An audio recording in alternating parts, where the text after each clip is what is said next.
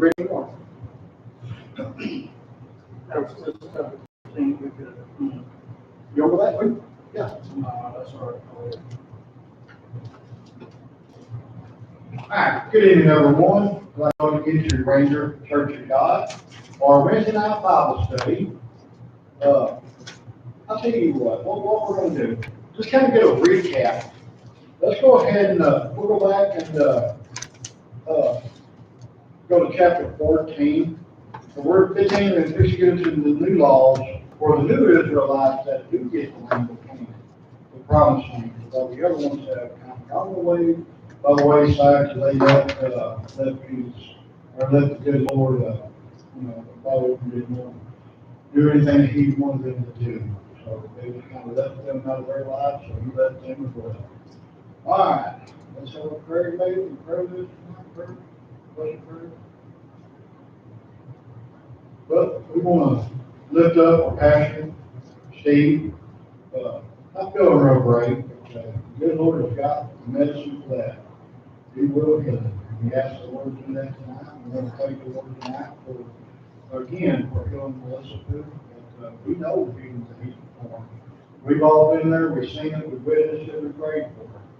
God is continually answering prayers. He is in the prayer answering business. Sometimes we may not feel like He even hears us, but He hears every single thing. Because He knows the numbers on our head, He knows our prayers. And He knows our wants and our desires and everything, and He promises us everything of an abundance. But He can only trust us so much as long as we allow ourselves to walk in His walk where we can be trustworthy. So I think each and every one of us kind of know inside in our heart some things we just can't be trusted with, and most things we're improving that. We are all a work in progress, and things will look at. Now let's go to the Lord. Our Father in heaven, we come to you tonight, Lord God, in the name of the precious Son Jesus. Father God, we ask you, Father, to please forgive each and every one of us, Father, for we have all fallen short of your glory. Have mercy on us, dear God, and mercy on yourself. Father, we ask you tonight, come into our hearts tonight, Lord. Open our hearts to your holy word, Father. Open our eyes and our ears to your holy word. Father, let us read these words and let someone get something out of it tonight. Minister to their spirit, Father God. Minister to them and minister to us, dear God. Father, and give us only the words that you want us to say. Let us only speak your words true, for your words are true. And they hold true everyone, whatever it means. Every word is true if you give us, Father. We just thank you for everything, dear God, and we ask you to be with each and every one, Father. Father, we give you this prayer in the name of your most high precious Son, Jesus. Amen. All right. Like I said, we'll go back and let's kind of get a recap of 14 and Brother Steve mentioned it. It's pretty good. I mean, it really is. So we get a little more clarity and more read, and we'll go on over to 15. All right, we are in Numbers chapter 14, verse 1. Everyone there? You guys ready? All right, let's roll. Chapter 14. And all the congregation lifted up their voice and cried, and the people wept that night. And all the children of Israel murmured against Moses and against Aaron. And the whole congregation said unto them, Would God that we have died in the land of Egypt, or would God we have died in the wilderness, in this wilderness? And wherefore, as the Lord brought us into this land to fall by the sword, that our wives and our children should be a prey. Were it not be better for us to return to Egypt? And they said one to another, Let us make a captain, and let us return into Egypt. And Moses and Aaron fell on their faces before all the assembly of the congregation of the children of Israel. And Joshua, the son of Nun, and Caleb, the son of Jephunneh, which were of them that searched the land, rent their clothes. Now, I'd like to stop here because I do have a question on this. What does it mean by rent their clothes? They tore them, right? Yeah. Okay, because they were distraught over what the other congregation were doing. They just totally left God out. Well, and they were, if only we had died in the land of Egypt, or if only we had died in the wilderness. Right. I mean, they cried out to God to get them out of Egypt. Yes, they did. And He got them out. Well, it's And- kind of like us sometimes, though. I mean, I think each and every one of us has been down this road where we had a bad time in our life. And then we get so much good coming on, and of course, we always try to give God the glory, because it is His. And as I go closer with Him, I'm closer to Him, I'm gonna be myself, I give Him glory all day, every day. I mean, literally all day, everything is for Him. And, but there's things I've done, and it's so far back now that I tend to forget where I came from. And I had a really good pastor, Brother Tony, and that was his favorite saying, never forget where you came from. I never really understood it till now in life. About this past year, I never understood what he's talking about. And that's what it means. Just remember where you came from and who got you there. You know, because the Lord picked me up, turned me around. I know this, I mean, I lived it. It's my life, I know. And if it hadn't been for that, it's where I'd be today if I didn't be here. I would not be up here, you know, trying to minister the word, and I'm doing the best that I can. So, but I think sometimes that's kind of what happens. What do you think, Steve?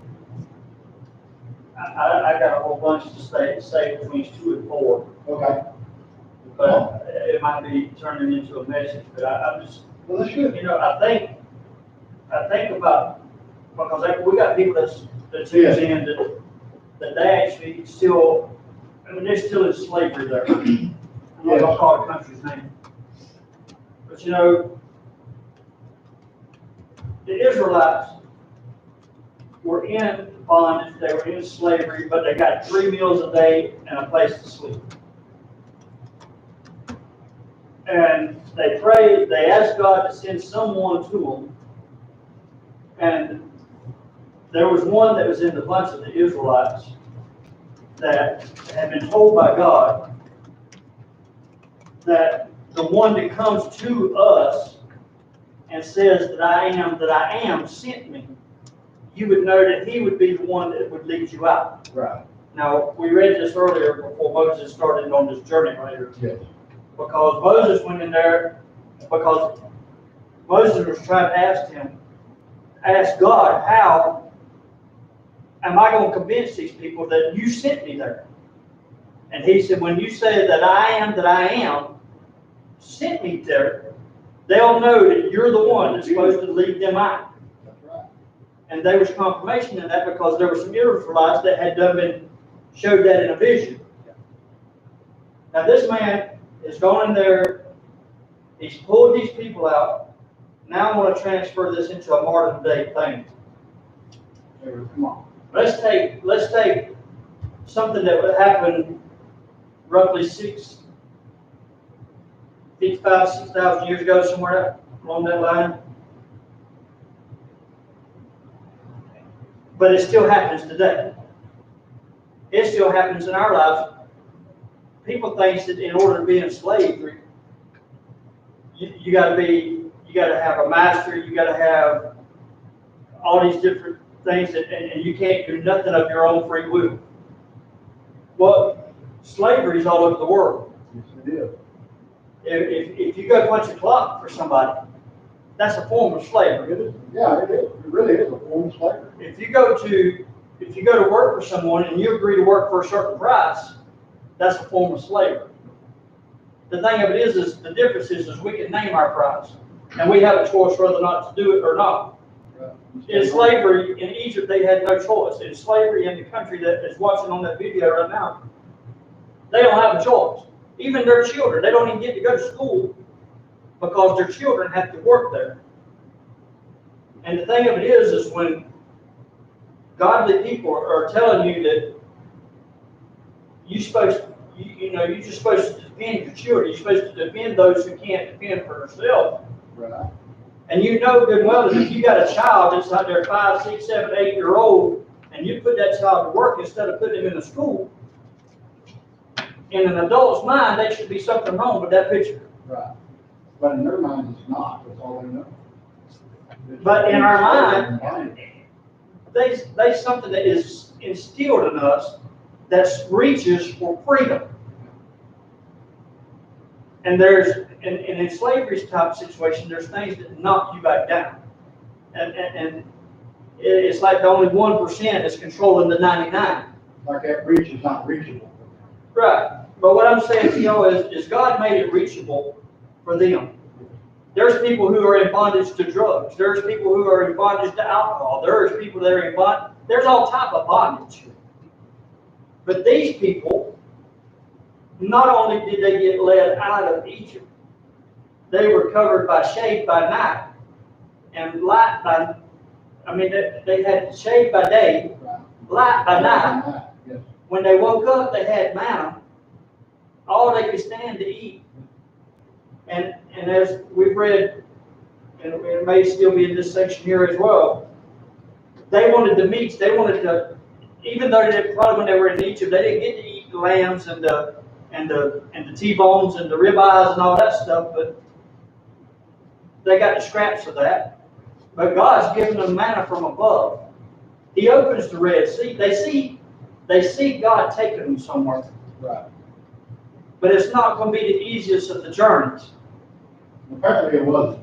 And that's what I'm trying to say. This is where it separates you from you coming out of a place that you got 3 meals a day or whatever. At least you got consistent food. You may have a cot to sleep on instead of a bed or whatever, but it's something that's consistent. And they start complaining. Because at least they had that, they had no worries. And when people can actually if they can just have the scales pulled back off their eyes and see, how much God and the riches that God wants you to have, you don't have to stay in bondage. Right.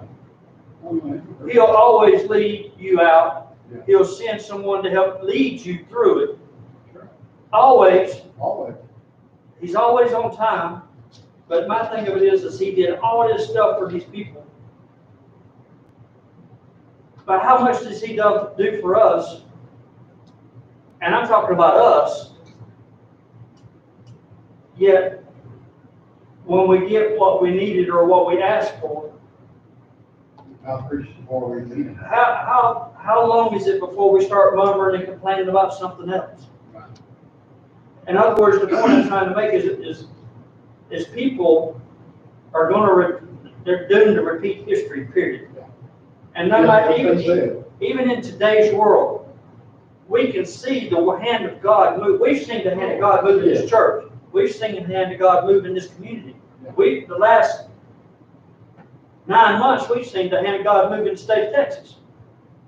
But they still people want to go back to murmuring and complaining because we've come over some really big milestones. Yeah. Seeing healing take place right here in front of our own eyes. Yes, we have. I definitely have. But then you got people that are afraid, and they'll say, well, Lord, I can't understand why you do something for them Not for me. and not for me. Yeah. If we learn to start being happy for those who got what they got. Right, instead of envious. He tells us not to be envious. We should be happy. If somebody gets a blessing, we should be happy with them. Because they're going to be happy. We should be cheerful and happy with them. Well, I said, That's the joyful heart. I'm trying not to turn it into a message, but it's like I had a situation that I dealt with for about 17 years. And I had him literally come to me and tell me, he had it made. He had a brand new start at life. And that lasted for about a month and a half. And he finally told me, face to face, if this is what right looks like, I would rather go back to the street. My point being it's always easy to do the wrong thing. It takes effort to do what's right. That's the difference in the road being wide and large, and then the right road being narrow. It's hard to go down the right. But I can tell you that bondage is a hard thing to shake. We sit here and talk about it like it's just we're reading another story, but folks, there's people that are in bondage to things. And bondage and slavery go hand in hand. And this, all I know is when God sends somebody by your way, He'll send a Moses to you. Yes, he will. And it's when God starts changing your life, when you start renewing your mind, it feels abnormal. It does. It's right, but we've lived with such wrong mindsets and For so living the wrong way long. for so long that right seems weird. Well, I mean, we got used to the norm, because our norm, what we call a norm, was the wrong way. We get so used to it for so many years. I mean, this wasn't just, I don't know, a couple of years ago, for me in my life, I realized that I was changing, and that I have changed. And I changed a lot, I didn't really realize it. Never thought much about it. I was doing day to day to day. But I knew that God had something for me to do. But, I mean, even more than being up here, reading this Bible. But my question to you with that comment, and I can say it, and I can say the same thing. How many times before you got to that point that you failed, or you fell on your face and you thought, well, Lord, man, it'd just be easier for me to just quit this and just go back to doing what I was. How many times have you done it? I've done it. Several. There's been many times that I thought of, why not just look out for me, quit worrying about everybody else? Well, I mean, it was just here recently, I mean, like I said, within the past year, maybe 2 years, that I finally realized, and I understand now, like I was saying, what, one of my pastor brothers Tony told me, he said that, don't forget where you came from. I never really understood what he meant by that, not until recently. Now I know. There's Always nothing, remember where you came from, so you'll know what you'll be up against if you decide to go back. there's nothing wrong with forgetting where you came from, but don't stay there. Right, don't stay there, just remember you came from somewhere. You've already had the hard That time. way you can look back and see where God has brought you from. But look about that 40-year journey. Yeah. It was actually a 3-day trip, but it took you 40 years to get I was there. gonna get there. It takes people in lifetime today, 40 years to get to where God wanted them to be to begin with. But you know, he took them the long way because he knew if he took them the short way, that they saw the enemies they would face, they might turn around and go back. Well, actually, theologically speaking, they just went around in circles. Yeah. Because it was only a 4-day journey from Egypt to the Canaan land. It was 4 days. Yeah, but look at all the things that they went through, that they didn't just go through them, they developed them. I mean, it was the Israelites that did every harm that came to them, they brought upon themselves. Well, like I said, we studied it last week, and we're going to study more of it. Right. There had to be a thinning, because some of those people were not in a position or that were going to be allowed to go into Canaan because of the unbelief that they had. There had to be a thinning. You find out here, and like I said, we read it one time before, where they separated them, they put one against the other, and there was a thinning. Yeah. Not all of the people could go into the Canaan. Right. Because God's going to thin, before he sends you into your promised land, he's going to cut some of the people that you run with. That's where later on in this, where we start reading on the tares. I mean, that's where that kind of comes in, because, the tares In the wheat. and the wheat, yes.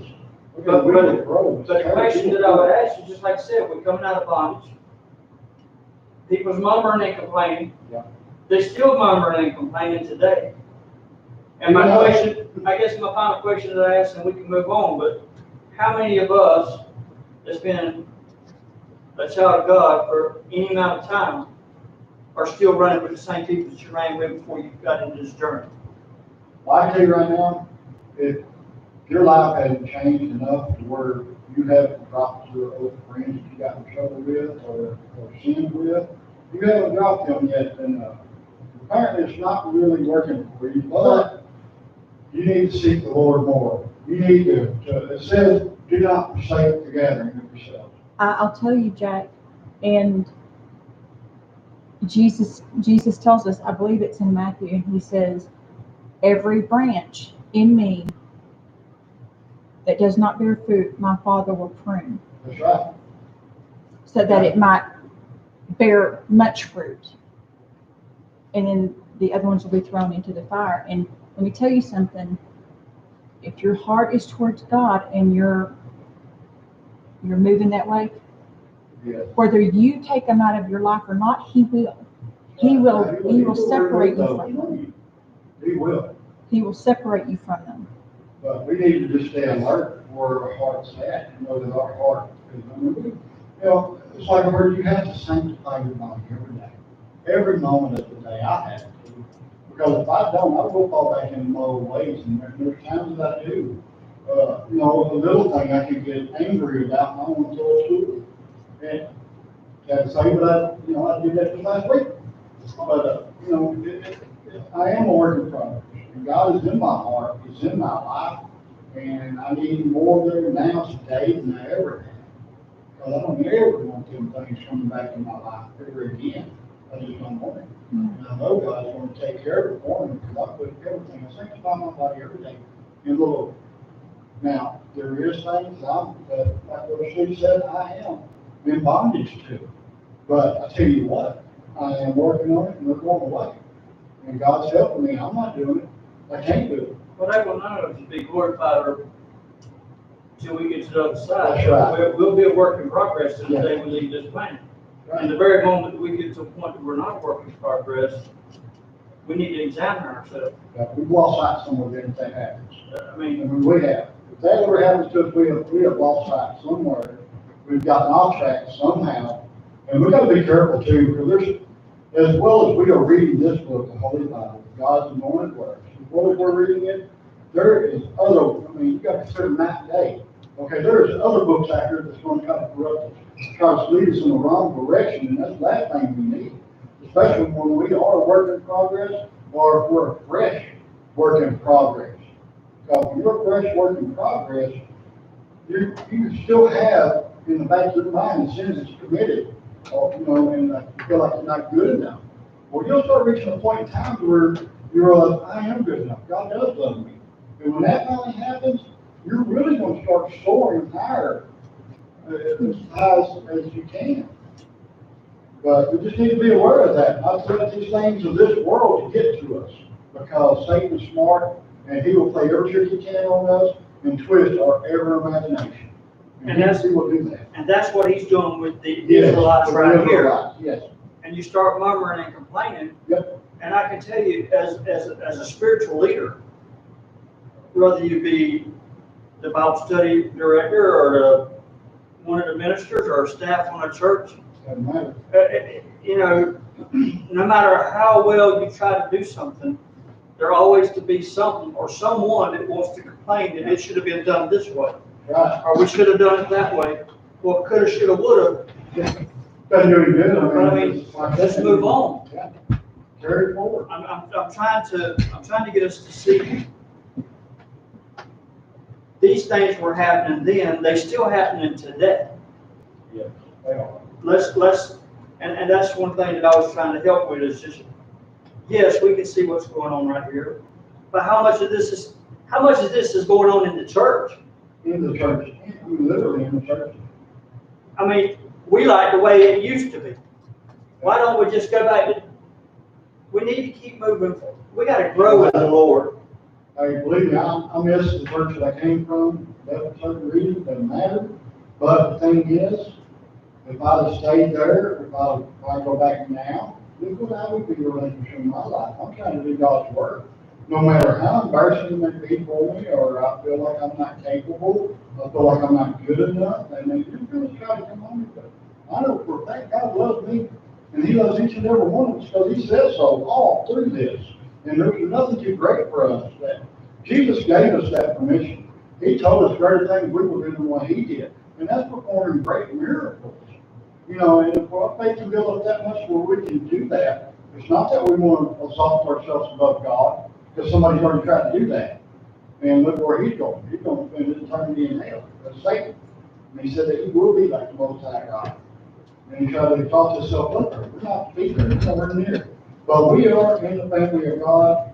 Angels, cherubs, all the others, they are servants. We are servants, so to speak. But we are God's children.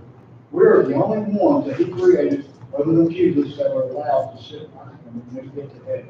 We are in glory with Him. If that's what He so chooses, we can sit by Him. The others cannot. But we are family. And we are family upon one each other. Out there on the internet, here in this church, doesn't matter. I mean, we are the seed of Abraham, and God has that for us, and He gives us that glory, He promises us that glory. So that's just what we need to start working with, and keeping that in our hearts and in our minds and go forward on it. So,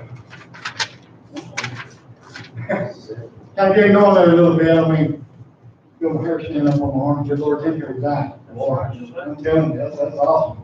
Thank you, And we can fall, if we're not careful, we can fall into that trap of thinking that if we do this good deed and we do this good deed, there you go, that's another It is- thing. faith alone, Yes, grace alone, faith alone, Christ alone. And to cap what we just said to this point, I mean, we need to get on into reading, but on a cap, right? In a nutshell, God is not one to bargain with. God, if you do this for me, then I'll do this for you. Let me tell you something, don't ever play that rule. Don't ever play that. that's right. Just do what God lays on your heart, and I promise you everything will work out in the direction it's supposed to be. And don't look back, like Sarah did with Job in terms of pillow of salt. Yeah. Just keep pushing forward. And again, it's always a work in progress. You're going to fail. That's what we need people to understand. There will be better. I don't care how much you've asked Jesus into your life. You're going to fall. You're going to fall, and you're going to fall daily. That's right. Many times daily. The good news is He's there to catch us. That's right. Just catch us and pick us back up.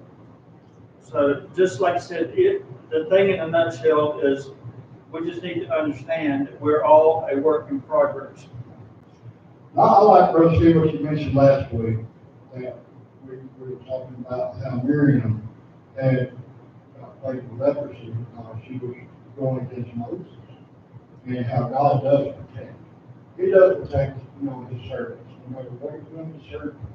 He does protect. And sometimes, if something bad happens to us, and it's something that has to happen for some reason, there's something we can, God is there with us in the way. And the only way He's not going to be with us is if we turn our backs on Him. And the worst thing ever to do is to blaspheme the Holy Spirit. We never do that. We never do it. But as long as we keep Him in our heart, we'll be fine. We'll work it out. Because that's just who He is and how He is. His word will not return void.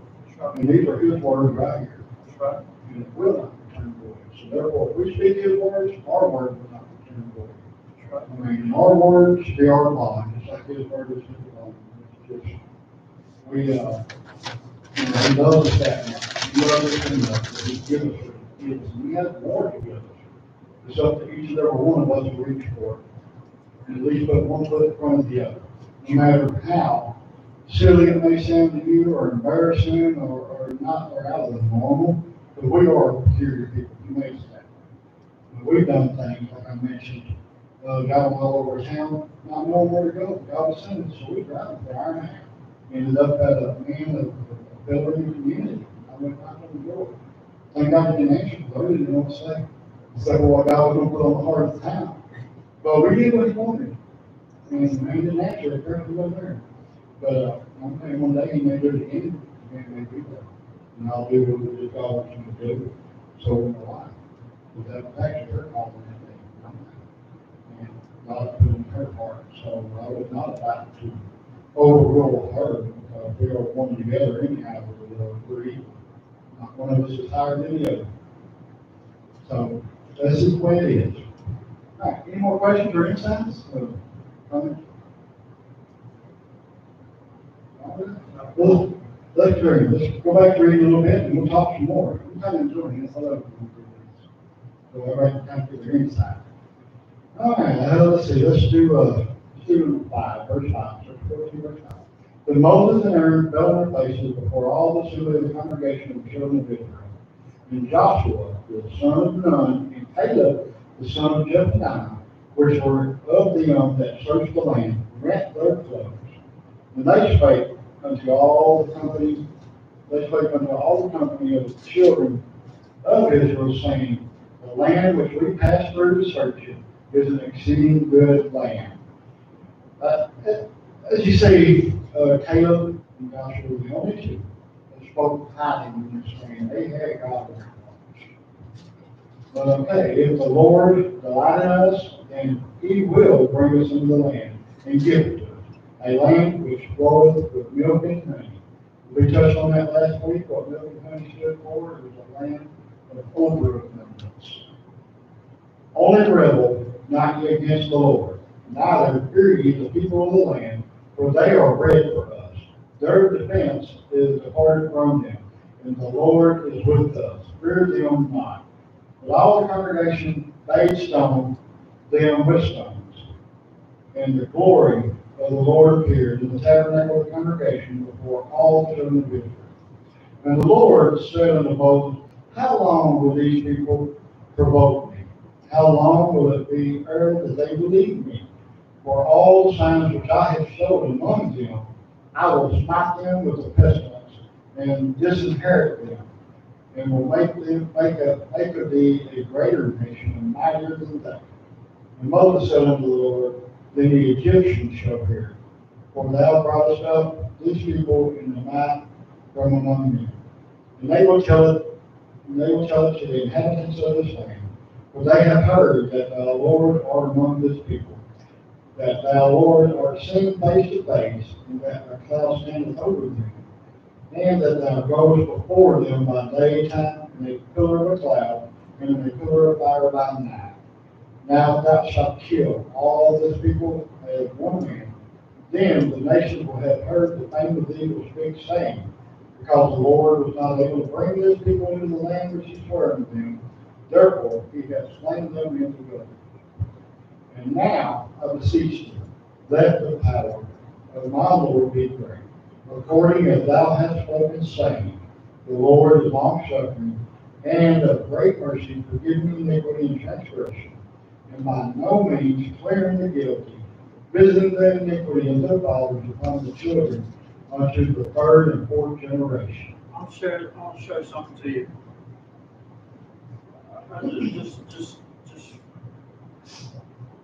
when things are starting to go wrong, in a Christian's life, or for someone who may be teetering on who they need to call on, or they can't find meaning for their life, the one that they want to go blame, they want to blame the Lord. They want to blame God. It's God's fault. That's what you just read up there. Yeah, and that's what they're doing. I mean, they were blaming God for all of it. They're saying that they trying to say, well, you're not going to allow us to go into the land that you promised us. It's your fault that we're not here to begin with. I mean, it just goes on and on and on. Well, and then again, it is like this. There's a lot of time our own iniquity, we deflect from them. From the United States, and because we're all ashamed. So we find we can blame for wrongdoing from somebody else. And I agree with that, but another thing I want us to look at too is verse 18. The Lord is long suffering. Galatians 5. There's 9 fruits of the Spirit. One of those fruits is long suffering. Think about that. 2 Timothy 3, you'll find long suffering again. And when you find that you're growing in the Lord, you will learn real fast to get at a peace with the Lord and dealing with other people. You need to learn long suffering. That's a gift from God. Long suffering don't mean in another 30 days we're going to be all right. Sometimes that thing stretches out for 7 to 8 years. There's people who go through a dry season. I can tell you right now, I felt like I was going through a dry season for about 14 years. But I'm telling you, when he brings you to the other side of that dry season and you still are hanging on to his hand, he'll take you places that you can't even you never thought you'd ever go. Well, believe me, I already know. But I'm saying that I tell people, look, if you're in a situation of something trying to take your joy, and being in bondage to something will take your joy. Yes, it will. You need to back away from it. Right. If you see things that are going on that you know that are good, but you've never done that before, but you know that it looks right, it feels right. And you know that it's of the Lord, whether if you've ever done it before or not, it ain't gonna hurt to give it a try. Because if everything else has failed you in the past, that's part of the bondage stuff. Shake the bondage off. Grab on to something that's going, again, don't let something steal your joy. But in order to be full of joy, well, you better learn how to be long suffering. And I mean that. For the Lord, yeah, and having in the heart every moment. Just know that there's people that go through different dry patches. It's not because of they've done something wrong in their life, because the Bible says it rains on the just and the unjust. I mean, we just come through a dry season right here, and I know there's good godly people in this community or in this part of the state. But there was a dry season. It weren't just hurting the farmers, it was hurting everybody. Everybody. It weren't just hurting the Christians, it was hurting the lost It's too. like the murmurings, when you hear so much of it, it starts getting everybody like a ripple. It's It gonna does, it affects everyone. And another thing that we need to think of too is, again, I just want us to realize that we see long suffering right here.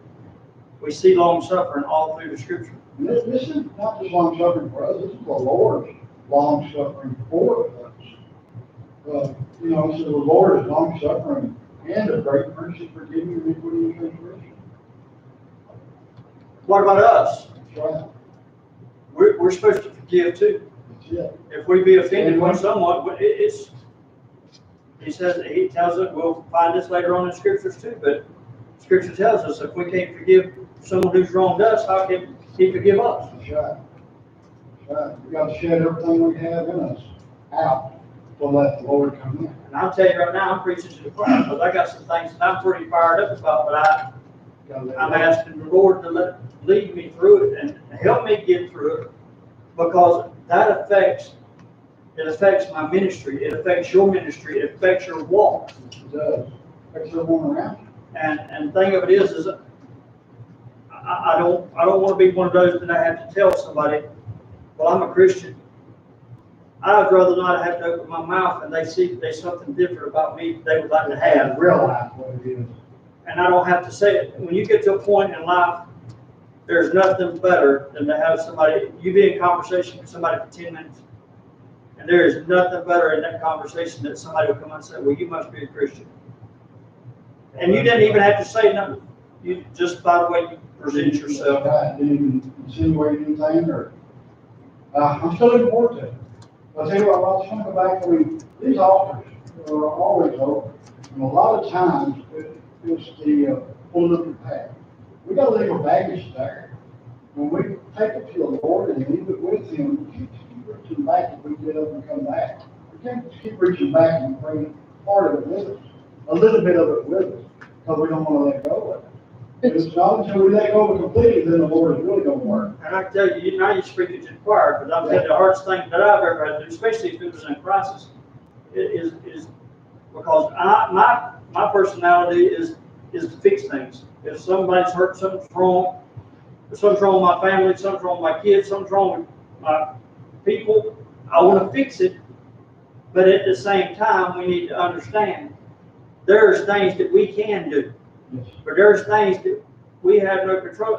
But those are the things that we need to leave and quit trying to figure out how we can still help him fix the problem. He don't need our help. No, we don't. That's why y'all heard me speak before. When you bring it to him, leave the luggage up there and step away from it, Yes. and God can do amazing things with it. And yeah, and I'll be honest with you, it takes sometimes it may take me, it may take a week, whatever it takes, you just keep fighting the fight. Because each time you fight that fight, it'll get easier to believe more. It'll get easier to believe more when you go up there. And eventually you're going to end up getting rid of all of it, and the Lord's really going to be working. People, they need to know that you're going to pick it back up because you're human and you are in progress. You're going to pick it back up. Don't get discouraged. Don't quit because that happened. Keep going. Oh, yeah, never. And just, he was talking about forgiveness, and I just want to throw this in there really quick since he mentioned that. Forgiveness and trust is not the same thing. Oh, no. You can forgive somebody. Yeah.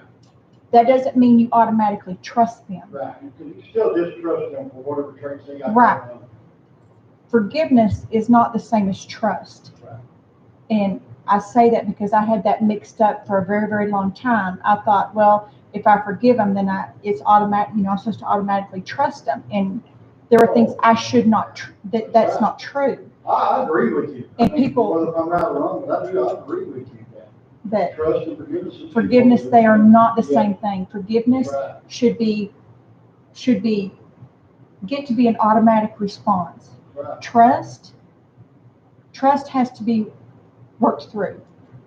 And this kind of humorous, just want to kind of throw it in there, but me and my wife, we go to Walmart, go shopping somewhere. I forgive her for all her impulse buying. But then again, Oh, Lord. I cannot trust her with a pocket full of money by herself.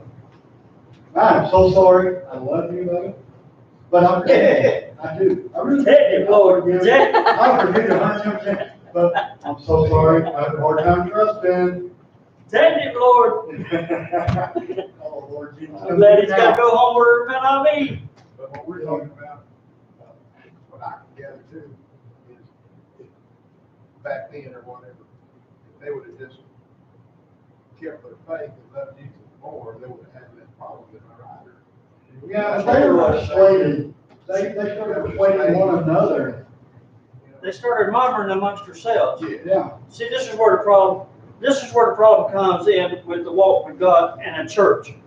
That's why you set up a tent, you'll have more people attending than you will your modern day church.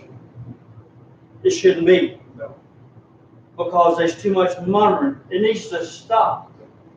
And again, let's don't. You ever heard the saying, you need to break the chain?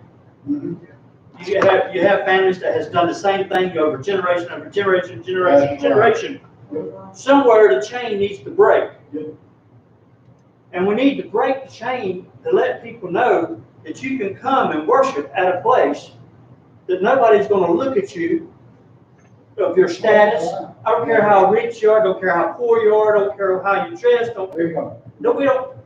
We need to stop and show people the only one who has, we don't have the power to change nobody that comes through that door.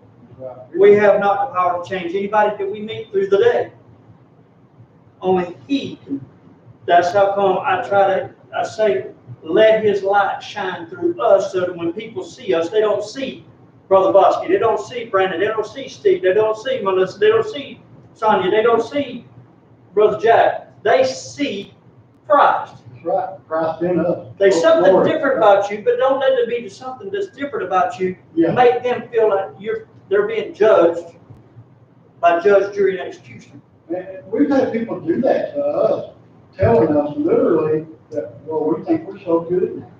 And no, this is not it. No, Our lives have changed. My mom has told me that. I love people who say stuff like that because then you can tell them, no, it's called being blessed. That's it.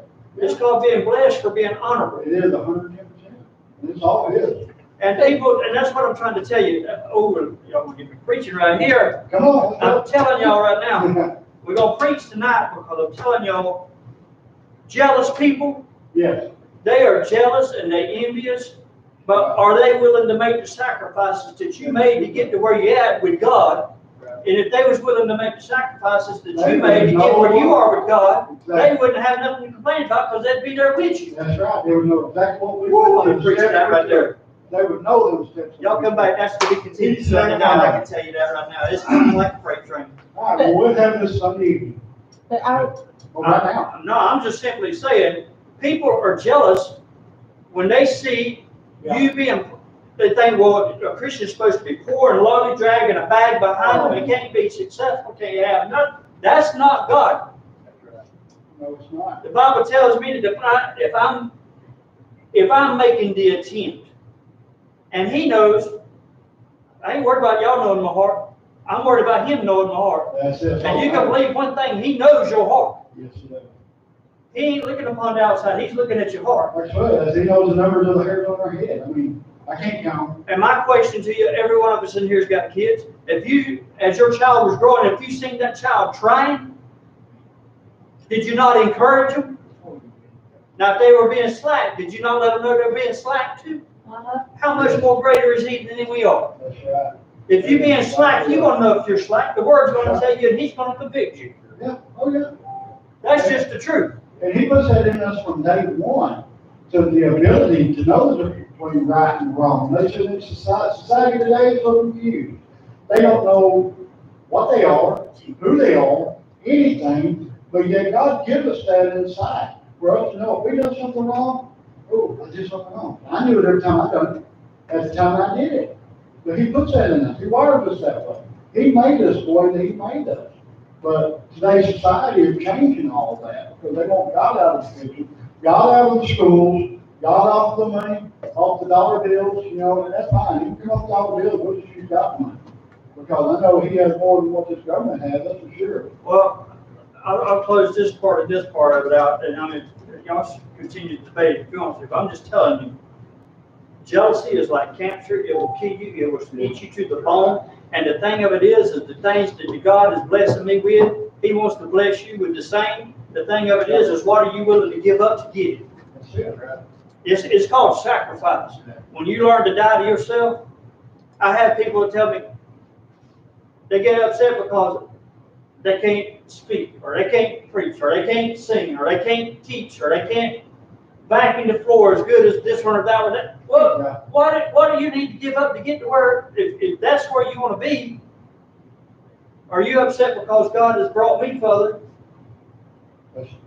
What did I give up to get there? That's right. What did you give up to get where you're at? Exactly, and I was supposed to mention that too. In your direction, y'all, these people in the camera gonna think they three of us in here. Y'all be careful. Yeah, come There's on, more man. people in this building. Everybody's got an opinion, and that's okay. People on the camera, y'all can talk. Randy, say something. We'll ask you as quick as I'm possible. listening. You I'm gotta agreeing. I'm shaking my head, I'm nodding, yeah.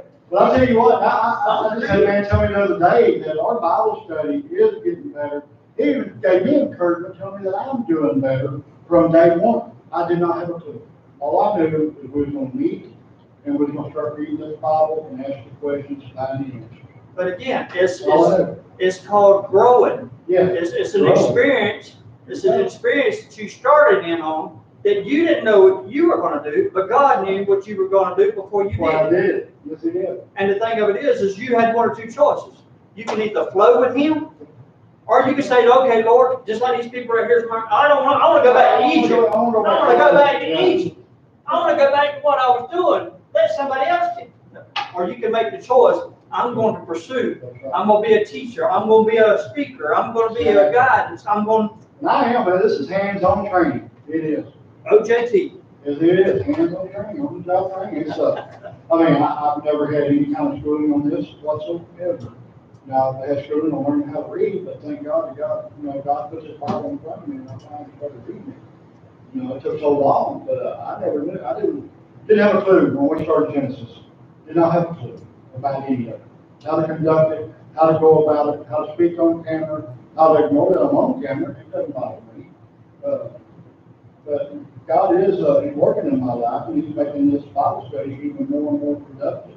And it was so hard, I'm just going to say, it was so hard, so grueling to get through Leviticus, and I'm not down on Leviticus. Please don't take me wrong on this, but I'm not the only one who has a hard time with Leviticus, because it's so long. But I buried with it. I kept my hand to the plow. But Jack, how many people feel the same way you do? And to hear you say it, Leviticus is not my favorite book. Because it is. There's Well, it's not a favorite book. It's hard to understand. Yes. It's a hard comprehension book. And people, but I see, still don't understand it. people need to hear us say that Right. instead, because maybe you have a brand new Christian or somebody who's never even opened a Bible before, and they're like, "Oh man!" But they hear you, someone up there speaking, leading a Bible study, saying how hard it is. They can be like, "Oh, good." It's not just me, which so many people, they feel like If there's they're any the only personal one. advice, if someone reading the Bible, I would suggest give them a business for the time being until you learn more. Then go back and read it. Don't ever take it out. Always read it.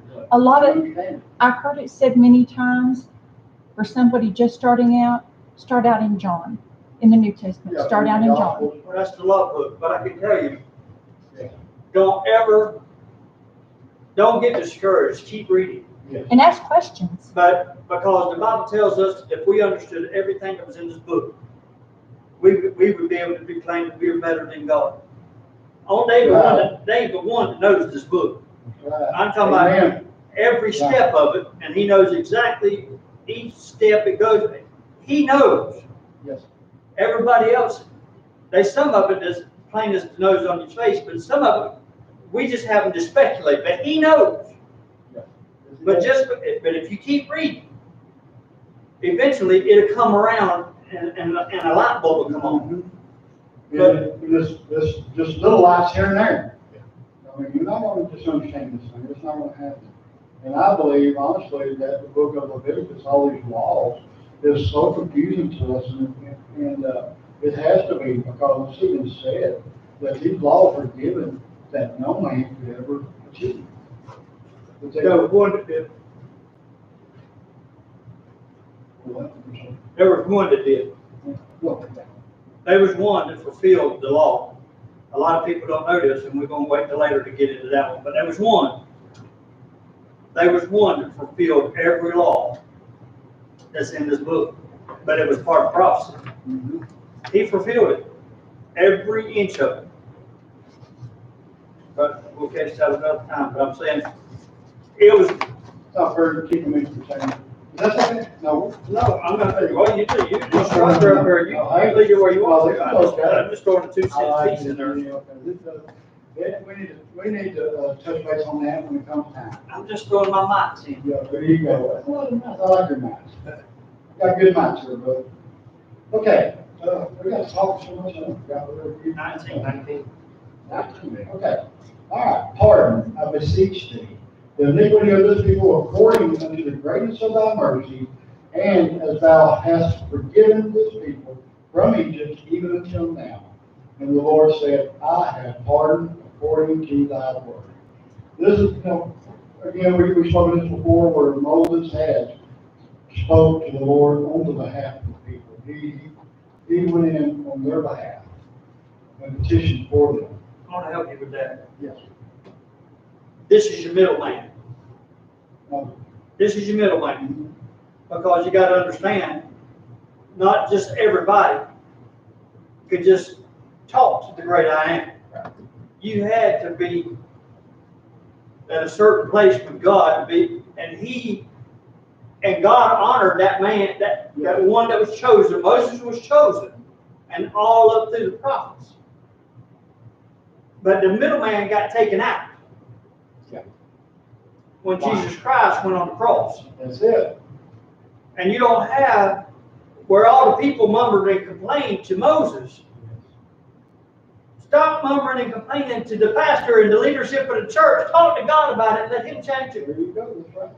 You ought to give me a preach right there. Yeah, and I don't know, hey, and it's not just that. It's don't just turn away and think that you gotta have somebody, because Jesus did pay that way for it. We're each and every one of us can approach God on our own, and we do have that, but it's up to us to reach out and take that. And that's what all folks understand. I know the majority of folks here, y'all got it, but Yeah. and there's nothing wrong with going and talking with your pastor. That's right. Your Sunday Nothing at school all. teacher, or your Bible school teacher, or Well, someone to and some in here it extent. does say to seek wise counsel. You can talk with them and have them pray with you. But the ultimate piece of that is you got a direct link to God. Right? And like I said, I'm not a denominational guy, but I'm just telling you, the veil was rent. That's all I'm gonna say about that. There you go. I don't have to stand on one side of the wall and there be somebody that's holy on the other side of the wall, and I have to talk to them through the wall. The veil has been rent. That's it. You got a direct link to God. Each and every one of us. But like it says in here, to seek wise godly counsel. We are to go to our leaders, our spiritual leaders, and that's what they are. If you ever know the spiritual leaders, they're spiritual leaders. You already go to them and confide in them. long as it's all done on a Christian basis in Jesus, if it's all in His Word, then so be it. God will answer. You may not like the answer, but He will. All right, answering a little bit more, but as truly as I live, all the earth shall be filled with the glory of the Lord. Because all those men which have seen my glory and my miracles, which I did in Egypt and in the wilderness, and have tempted me now these 10 times, and have not hearkened to my voice. Surely they shall not see the land which I swore unto their fathers, neither shall any of them that provoke me see it. He just told them right there that they will not come into the land. But God holds His promise, because He did promise the land to them. And this is where their descendants will inherit. So He does hold true on every promise. Okay, but my servant Caleb, because he hath another spirit with him, and hath followed me fully, him I will bring unto the land wherein he went, and his seed shall possess it. Now, the Amalekites and the Canaanites dwell in the valley. Tomorrow I will turn you and get you into the wilderness by the way of the Red Sea. And the Lord spake unto Moses and unto Aaron, saying, How long shall I bear with this evil congregation, which murmur against me? I have heard the murmurings of the children of Israel, which they murmur against me. Say unto them, As truly as I live, saith the Lord, as ye have spoken in my ears, so will I do to you. Your carcasses shall fall in the wilderness, and all that were numbered of you, according to your whole number, from 20 years old and upward, which have murmured against me, doubtless you shall not come into the land, concerning which I swear to make you dwell therein, save Caleb the son of Jephunneh, and Joseph the son of Nun. But your little ones, which ye say should be afraid, them will I bring in, and they shall know the land which you have despised. God is telling them there that He has given the land to their descendants, and not to them or to their mothers. But as for you, your carcasses, they shall fall in the wilderness, and your children shall wander in the wilderness for 20, and bear your whoredoms until your carcasses be wasted in the wilderness. After the number of the days in which ye search the land, even 40 days, each day for a year, shall ye bear your iniquities, even 40 years. And you shall know my breach of promise. I, the Lord, have said, I will surely do it unto all the evil congregations that are gathered together against me. In this wilderness they shall be consumed, and there they shall die. Okay, check out what we just read in 34. He told them right there. I mean, he didn't tell them it was a 4-day trip from Egypt to the Promised Land, but he told them right there that because of their iniquities, they were going to wander. They're going to wander after the number of the days in which you search the land, Promised Land, even 40 years. Each day for a year shall you bear your iniquities. In other words, for the iniquities they committed to murmuring and complaining and all this mess that's going on. Right. Instead of taking a 4-day trip into the Promised Land, now because of their iniquities, they're going to wander in circles for 40 years. And what that is it thins out the people. And you go back to verse 31, it says, so that your little ones, which you said should be prayed, yes. Let them will I bring in, and that they shall know. The word know right there means to enjoy the land which you have despised, which is rejected. Yeah. They rejected the land. They did. They rejected the promised land. And it goes back to what we were talking about earlier about this particular country that allows their children to be. You can let your children be what you want them to be, but I can tell you, when all the rest of y'all are gone, they're going to enjoy the promises of God. That's right. You know, and this mentioned last week, and it was so good last week that when you had brought it up, Brother Steve, that the battle is still going on today. And that land is still promised. It has not changed. And God's word will not come void. The Israelites will take the land completely. Well, as we get through the books, because the first 5 books of the Bible was wrote by Moses. As we get into this, we're going to learn we're gonna learn that they went into the promised land. But it weren't these that's doing the murmuring and complaining. It's actually those that were talking about was going to be the prey. Yeah. Because the promised land is already there. Yes. It's called Israel. So they try to use this excuse, oh, you're gonna let my kids die, I'm gonna go back to Egypt, basically, want all their rumors. So God took their children, and they're the ones that's gonna see the promise. The thing of it is, see, they got to complain. They even got to complain about being fed from manna from above. Again, they had shade by day, light by night, had food, had water.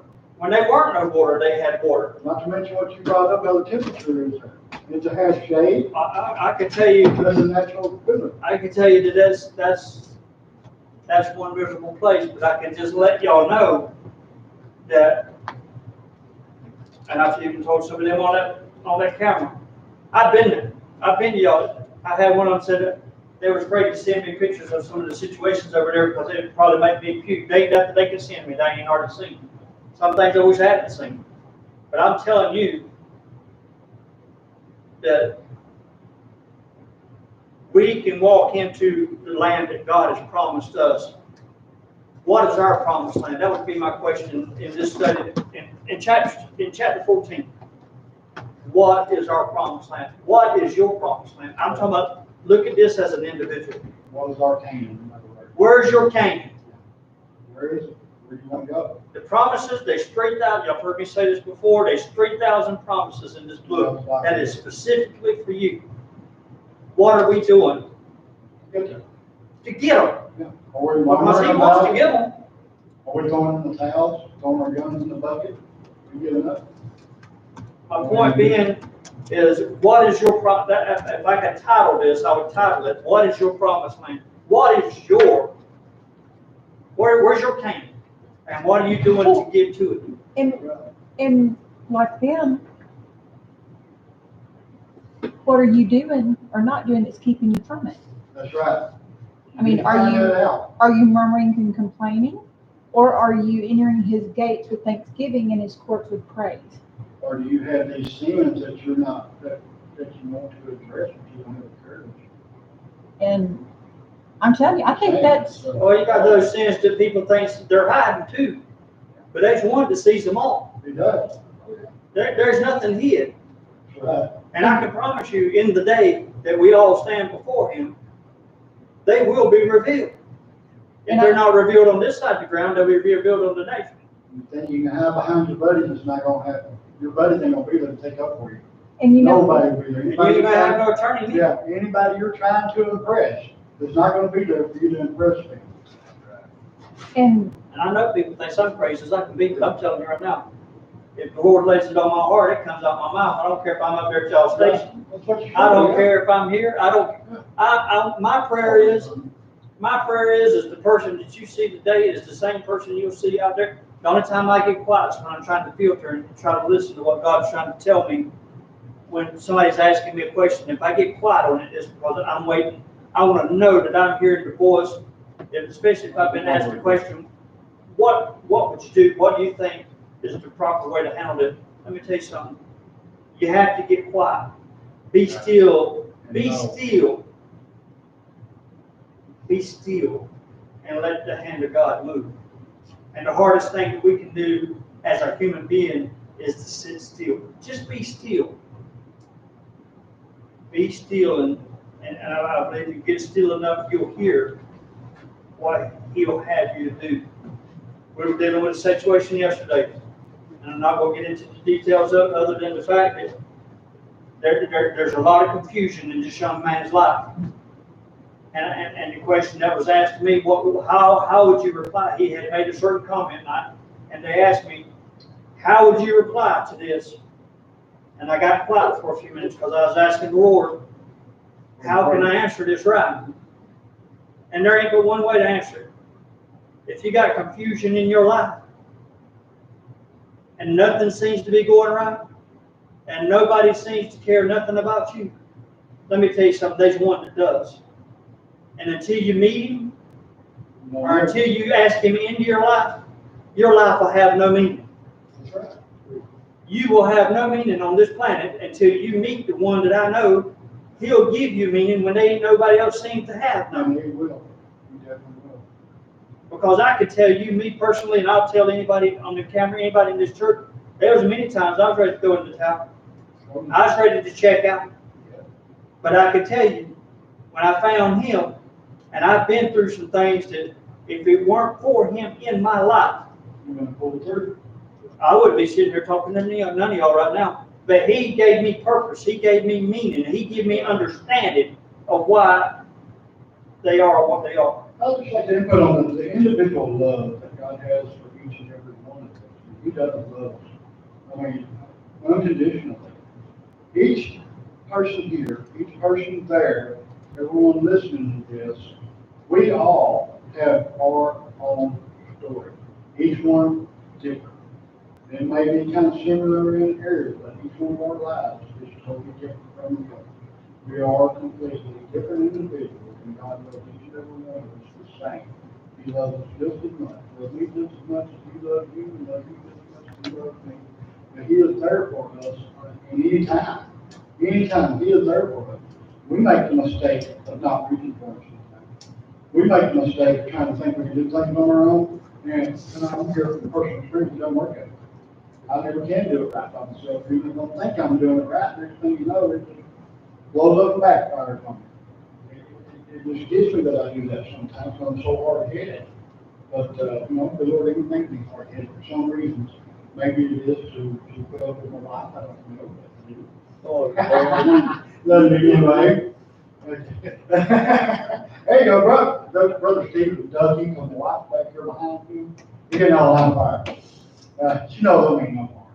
But anyway, it is so true that God does love each and every one of us. I mean, it's unconditional. We can do some really bad things, and when you think back, the worst thing that you might have ever done in your life, that very moment, that evil you did, God so loved you. And He did. And, you know, the truth be known, God even loves Satan. He made him the most high angel. He made him the most beautiful angel. What angel was that he was called by Steve? The morning star. Morning star. Morning star. Yeah, yes, it was morning. He was the one. He was a morning star. I mean, He was actually the archangel. Yeah, an archangel. And he turned. And he wanted to be like God. But that position of being God was taken. He didn't want to be like God. He was going to exalt himself above God. That's not what exalt means. Exalt means to go. He was going to be big. Oh, okay. He was going to have more power than God. To exalt yourself above something is higher than what the highest already is. Okay, I understand. I misunderstood that. All of it. See, I also learned something new. And you know, when you think about it, he was the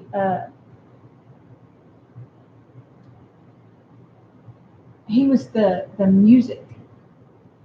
He had all the musical instruments. He had all the talents. There was not a talent that he didn't have. So when you think about it, when he was cast from heaven, Mm-hmm. and now when we come and we sing praises to him, don't you know that infuriates him? Oh, yeah, I'm sure. I mean, that- We have right to him. Yeah, we had that talent. He lost it. All And of his abilities went away. I mean, that blessing that God gave him, God took them back because he wanted to be higher than him, correct? Yeah, but don't get that confused with the gifts. Because there's nowhere in the scripture that tells us that Lucifer was stripped of his gifts. But if you think of the gifts, he had all the gifts, period. Right. But those gifts that he had, again, were not stripped from him, but now those gifts are used to do the opposite effect. Like, y'all heard me do that message where I could dangle a $20 bill on the end of a fishing pole and I could lead y'all around like a puppy. That's, in other words, Lucifer can dangle a carrot in front of your face to lead you in a direction that where you think what you're going after is what you really need. Yeah. And when you get there, you get that carrot, you find out that you took the wrong road. Right. You're looking at that carrot walking, you walk right off that cliff. Where he used the power to lead, now he uses power to deceive. glamour. He had the glamour. He was the beautiful angel in heaven. And he uses beauty. The worst thing of a man's downfall is beauty. Leading to that. So I'm just saying, and again, yes, he was the head guru of the music.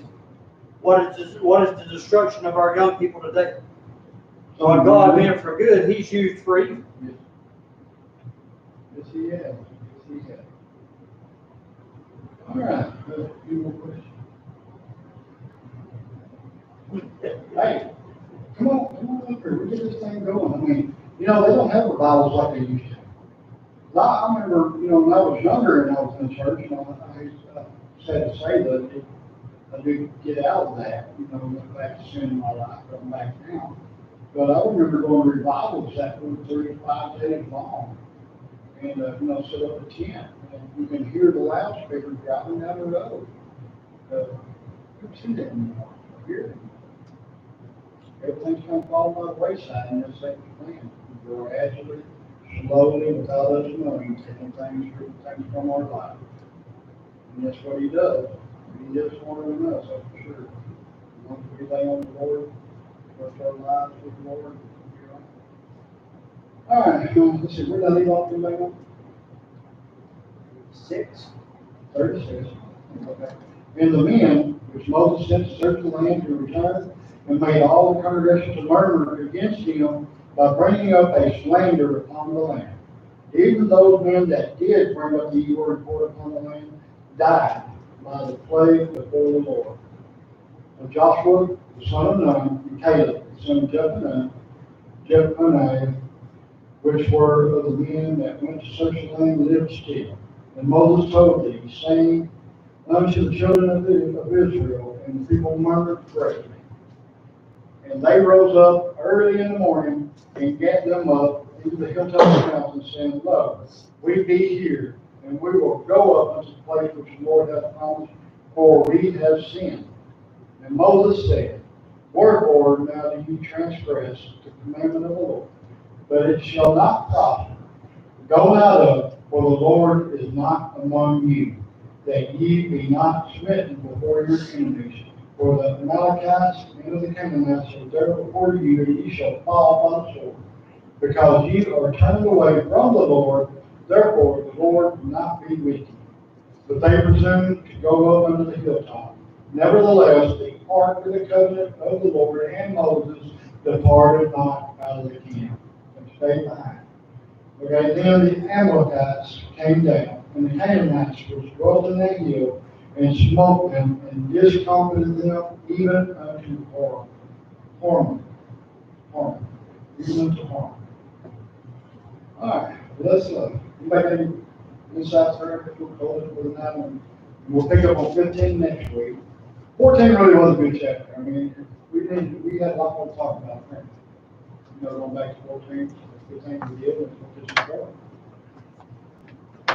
This time I'll put my mark in. All right. Anybody have any questions? Everybody good tonight? All right, let's go to the Lord in prayer. Our Father in heaven, we come to you tonight, dear God, in the name of your precious Son, Jesus. Father God, we ask you to forgive us, Lord, for we cannot fall short of your will. Father, we ask you to let these words and discussions we talked about tonight, Father, let this be your words only, Lord. Shine through our lives, Father, but let it touch our hearts, etch it into our hearts, we may live like you are, Father. That we gain the knowledge of you and about you and of who you are, the Father and the Son and the Holy Spirit. Father, we just ask you to be with us this week, Lord. Keep us all safe, Father God. Grant us all traveling mercy as we travel in and out the land, Lord. Bless us this week, Father. Bless us going in and bless us going out, Father God. And have mercy and be with us, Father, and protect us. Father, we ask you to bring each and every one of us back next week at much point in time, Father. Even if they call for more now, that's all that we do. We just thank you for everything you do and everything you're going to do, Father God. For in the name of your Son, Jesus, we all said, amen.